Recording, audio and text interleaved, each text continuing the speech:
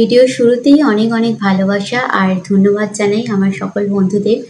তোমরা পাশে আছো বলেই কিন্তু আস্তে আস্তে চ্যানেলটা এগিয়ে যাচ্ছে বা মেম্বার বাড়ছে বলবো। আর তোমাদের ভালোবাসার সাপোর্টে আমি কিন্তু অনেক অনুপ্রেরিত হচ্ছি। আমার মনে হচ্ছে আরও ভালো ভালো ভিডিও করি, আরও সুন্দর সুন্দর ভিডিওটা কিভাবে তৈরি করলে ভালো লাগবে তোমাদের দেখতে। তো সেই চেষ্টাটাই করছি। তো তার জন্য অনেক অনেক ধন্যবাদ একদম মন থেকে। তো আজকে ব্লগটা স্টার্ট করে দিই। সবাইকে অনেক অনেক ভালোবাসা আর সুপ্রভাত জানাচ্ছি প্রথমেই। তো রিদানের তো আজকে অনলাইন ক্লাস হবে। তো ও এখনো যদিও বা ঘুমাচ্ছে, ওঠেনি এখনো পর্যন্ত। কালও অনলাইন ক্লাস হয়েছে। তো অনেকটা মর্নিংয়েই আর কি অনলাইন ক্লাসটা হচ্ছে। তো এই টাইমে ওদের হয়ে যায়। আমার একটা দেখতে লাগছে তাই না এই গ্যাপটা পরে। কাল রাত্রে কি হয়েছে জানেন তো, অনেকটা হোটেল ম্যাসাজের মতন করে তেলটাকে ভালো করে গরম করে নিয়ে মাথার মধ্যে মেখেছি। আর যার জন্য এই ক্যাপটাও পরে নিয়েছিলাম, যদি বালিশের কাভারে তেল লেগে যায় তো সেটার জন্যই। তো একটাই সুবিধা কি বলতো, এক তো বালিশের কাভারগুলোতে তেল লাগবে না, আর দুই হচ্ছে এই যে চুল, ছোট ছোট চুলগুলো এদিক ওদিক পড়ে থাকে সেগুলোও হবে না। তো যার জন্য ক্যাপটা পরেছি। এটা পরেই সমস্ত কাজবাজগুলো করবো। রিধান এখনো ঘুমাচ্ছে। তো চলো সব কাজগুলো করতে থাকি। তো আজকে কিন্তু রান্নাঘর থেকেই সমস্ত কাজগুলো করব। সবার প্রথমেই রান্নাটা করে নেব। রান্নাটা করা থাকলে না অন্য কাজগুলো অনেক তাড়াতাড়ি হয়ে যায়। আর যেহেতু এখনো রিধান ঘুমাচ্ছে, ভাবলাম যে বিছানা তো সেই তুলতে পারবো না, আর বিছানাটা ঝাড়তে গেলে দেখবে অনেকটাই ধুলোবালি পড়ে। তো যার জন্য ঘরটাও ঝাড় দিতে পারবো না, সেই একই ধুলো হবে। ওই জন্যই আমি রান্নাঘরের কাজটা আগে করে নেব, তারপর কিন্তু অন্য কাজগুলো করব। দেখো চালটা ধুয়ে নিচ্ছি। সবার প্রথমেই কিন্তু ভাতটা বসিয়ে দিয়েছি, যাতে ভাতটা হতে হতে অন্য কাজগুলো আমি করে নিতে পারি। ভাত বসিয়ে দেখো সবজিগুলো কেটে নিচ্ছি। এখানে দেখো পেঁপে কেটে নিয়েছি, আর আলুটা ঝুরি ঝুরি করে কেটে নিয়েছি। আর এদিকে দেখো পেঁপে আলুর জন্য আলু কেটে নিচ্ছি। এদিকে দেখো রান্না বসিয়ে দিয়েছি। এখানে আলু ভাজা হচ্ছে, ডিম সিদ্ধ হচ্ছে। ছেলেকে আলু ভাজা ডিম সিদ্ধ ঘি দিয়ে খাওয়া হয়ে যাবে। আর এখানে দেখো পেঁপে আলু কেটে রেখেছি। পেঁপে আলু দিয়ে একটা তরকারি করব।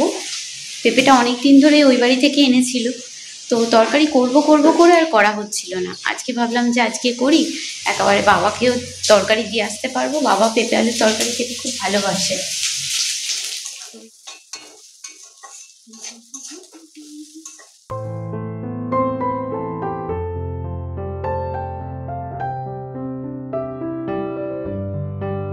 এখনকার সময়ের সঙ্গে সঙ্গে তাল মেলাতে গেলে কিন্তু সময়টাকে একদম নষ্ট করলে চলবে না। বুদ্ধিটাকে কাজে লাগিয়ে কিভাবে সেই কাজটা আরও তাড়াতাড়ি করা যায়, সেটা কিন্তু মানুষকে সব সময় সর্বদা চেষ্টা করতে হবে। আমি এখানে চাইলেই দেখো পেঁপের তরকারিটা কিন্তু করে নিতে পারতাম আগে, যাতে আমাকে কড়াটা না ধুতে হয় আরও একবার করে। তাই কিন্তু আমি এখানে সবার আগে আলুটা ভেজে নিয়েছিলাম, তারপর কিন্তু বাদামটাও ভেজে নিয়েছিলাম। আর তারপর দেখো লাস্টে গিয়ে পেঁপের তরকারিটা বসিয়েছি। আর যতক্ষণ এখানে তরকারিটা ভাজা ভাজা হচ্ছে, মানে সবজিগুলো ভাজা হচ্ছে, ডিম সিদ্ধ হচ্ছে, ততক্ষণ কিন্তু বাসনগুলোও আমার মাজা হয়ে যাবে। আমি কিন্তু এইভাবেই কিন্তু স্টেপ বাই স্টেপ কাজগুলো করি, যার জন্য কিন্তু আমার কিন্তু সময়ের মধ্যে সব কাজগুলো হয়েও যায়। আবার ছেলেকে আমাকে কিন্তু টাইম দিয়ে পড়াতেও হয়। তো আবার ছেলেকে আনার ব্যাপার আছে। আজকে যদিও বা ছেলের কিন্তু অনলাইন ক্লাস, ছেলেকে কিন্তু আজকে স্কুলে নিয়ে যেতে হবে না। তাও কিন্তু তাড়াতাড়ি করে আমি কাজগুলো করছি, যাতে ওকে আমি সময়টা দিতে পারি, একটু পড়তে নিয়ে বসাতে পারি। দেখো এখানে বাসনটা মাজতে মাজতে আমি কিন্তু হাতটা ভালোভাবে ধুয়ে ওখানে কিন্তু তরকারিটা মানে সবজিটা আর একবার করে নেড়ে দিয়ে আসলাম, যাতে না পুড়ে যায় বা ধরে যায়। তারপর দেখো বাসনগুলো মাজার পর ভালোভাবে ধুয়ে মুছে একদম জায়গাটা গুছিয়ে নিলাম। আমি রান্না করতে করতেই এইভাবেই জানো তো রান্নাঘরটা পরিষ্কার রাখি, আর সবসময় রান্নাঘরটা ক্লিন রাখার চেষ্টা করি। এখানে দেখো ডিম সিদ্ধ, এখানে আলু ভাজা, ঘি নুন দিয়ে ছেলেকে খাবারটা আমি দিয়ে দিয়েছি।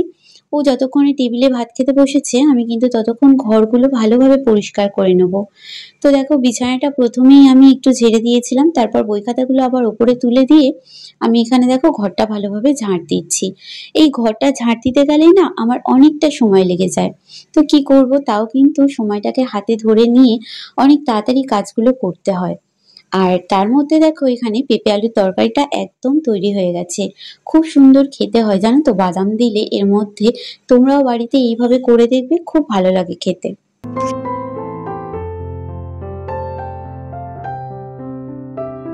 গুড ইভিনিং বন্ধুরা। সেই সকালের পর আবার এই সন্ধ্যাবেলা তোমাদের সঙ্গে দেখা হচ্ছে।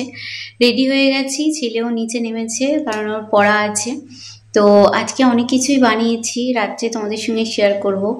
তো আলু পেঁপে দিয়ে যে তরকারিটা করেছিলাম বাবার জন্য গুছিয়েছি, তারপর চিকেন পাঠিয়েছিল, চিকেন দিয়ে বাবার জন্য পাতলা করে একটু ঝোল করেছি। শুধু বাবা আর রিধানের জন্যই করেছি, কারণ ওই হালকা ঝোল তো কেউ বাড়িতে খায় না আমাদের, শুধু বাবা আর রিধান খায়। তো ওদেরটা গুছিয়ে নিয়েছি ব্যাগে করে। আর এদিকে দেখো ঠাকুরকে সন্ধে দিয়ে দিয়েছি, তো এবার চলে যাচ্ছি, চলো। আর এই ব্যাগগুলো সব ছিল ওই বাড়ির ব্যাগ, তো গুছিয়ে নিয়ে যেতে বললো বলে সব গুছিয়ে নিয়েছি। এখানে সব মারা তরকারি দিয়েছে, সেইগুলোই রয়েছে। তো চলো দেখি, ঘরের লাইট টাইটগুলো বন্ধ করে দিই। এরপর দেখো চলে এসেছি রাখি কিনতে। কাল যেহেতু রাখি পূর্ণিমা আছে, এখানে প্রচুর রাখির দোকান ছিল। তো এই দোকানটাতেই দেবব্রত এনে দাঁড় করালো, যেখানে কিন্তু কোনো সেরকম আলো ছিল না, হালকা হালকা আলো ছিল। তো তার মধ্যে দিয়েও দেবব্রতই কিন্তু দুখানা রাখি আমাকে চয়েস করে দিয়েছিল।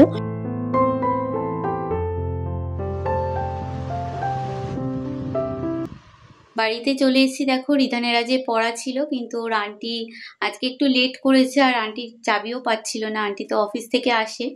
তো ওই জন্য রিধানকে আজকে আর পড়ালো না, বললো কালকে পড়াবে। কালকে এমনিতেও ছুটি ছিল, পড়াও ছিল, কিন্তু কাল যেহেতু রাখি ছুটি দেবে বলেছিল, তো আজকের পড়াটা কালকে ওর আন্টি পড়িয়ে দেবে। ওই জন্য রিধানকে আজকে বাড়িতে এনে পড়তে বসিয়ে দিয়েছি। আর এদিকে দেখো রাখি কিনে এনেছি। আর আগের দিন নয়, বেশ কিছুদিন আগে তোমাদের একটা ব্লগে শেয়ার করেছিলাম, মা আমাকে একটা শাড়ি দিয়েছিল, তো সেই শাড়িটা ফলস পিকো হয়ে গেছে, আমি নিয়ে এসেছি। তোমাদের ব্যাক ক্যামেরায় দেখাই, দাঁড়াও।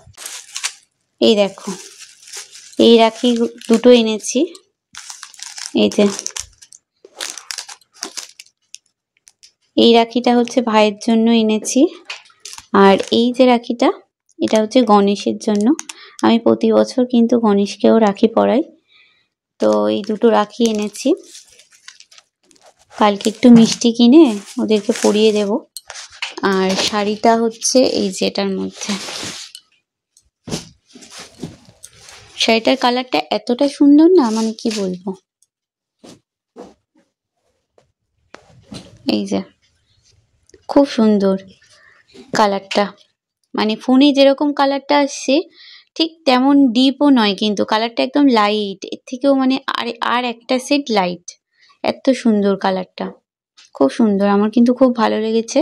তো এটা ফলস পিকো করে দিয়েছে, এই যে কোথায় গেল, এই যে ফলস পিকো করে দিয়েছে।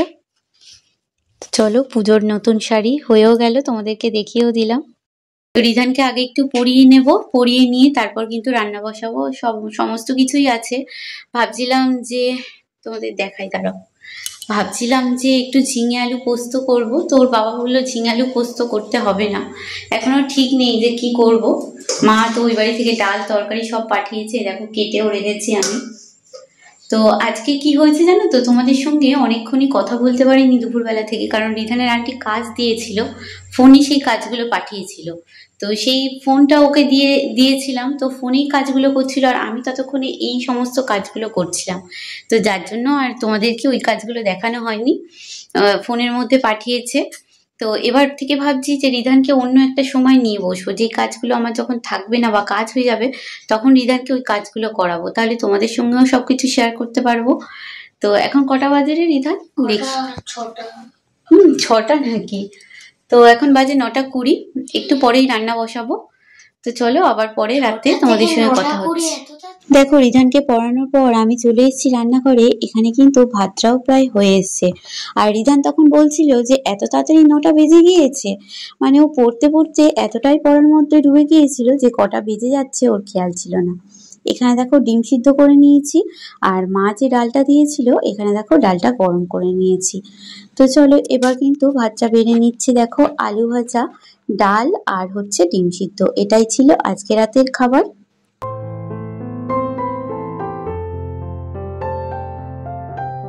গুড নাইট বলার সময় হয়ে গিয়েছে, অনেকটাই দেরিতে গুড নাইট হচ্ছে আজকে, বাজে এখন 1টা। তো রান্নাঘর পরিষ্কার করে নিয়েছি, দেখো একদম ক্লিন, লাইট বন্ধ করে দিয়েছি।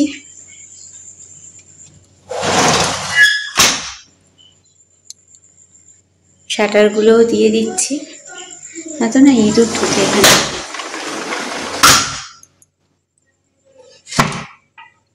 এত ইঁদুরের উপদ্রব, ওই জন্যই এই জানলাগুলো দিয়ে দিই।